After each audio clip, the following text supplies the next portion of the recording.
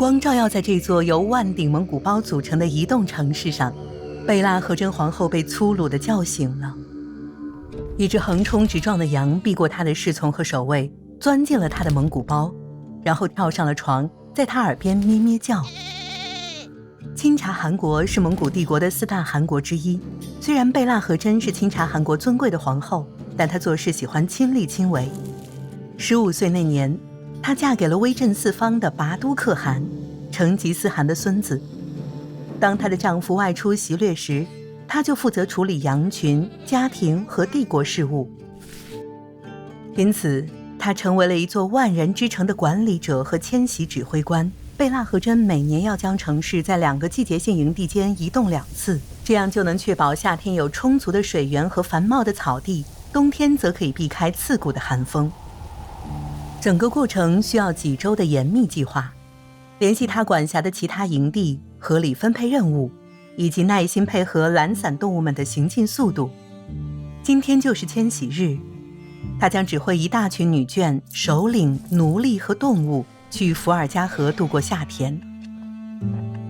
贝拉和真走出帐篷时，他遇到了一阵骚动。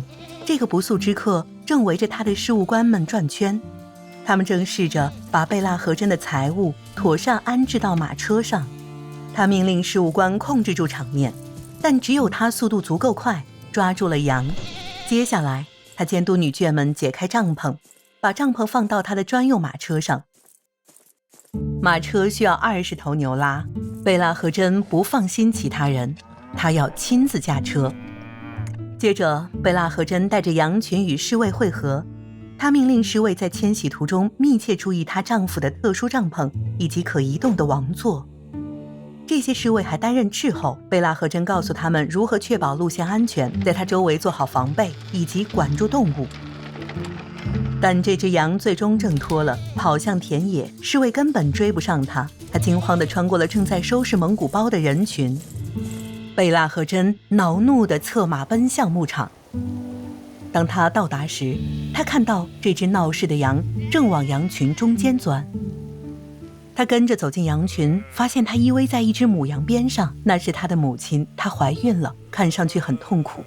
贝拉和真吃了一惊，他意识到这只母羊即将分娩，但这件事在繁忙的迁徙日被遗忘了，没时间找牧羊人了。于是贝拉和真卷起袖子，在手臂上涂了油，帮助母羊生产。帝国又多了2只小羊。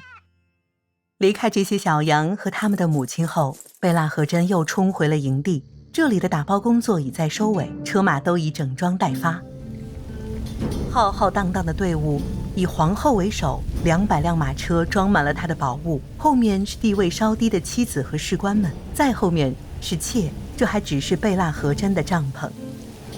在他之后是皇室的第2营队，由另一位地位高的妻子带领，之后还有2支队伍，也由妻子们带领。几周以来，贝拉和真一直和他们保持沟通，以确保顺利启程，秩序井然。但这只是整个队伍中的皇室部分，他们身后还跟着所有的百姓，包括带着移动教堂和清真寺的神职人员、各个家庭、商人和牧羊人。最后，贝拉和真坐进了他的马车，到达目的地需要几周时间，但在旅途中，他将驾轻就熟地管好每个人。不管是他骄傲的孩子、细心的侍从，还是队伍最后懒散的羊群。如果您对学习历史怀有热忱，欢迎订阅此频道，因为历史中得来的教训能帮助我们面对当下的挑战。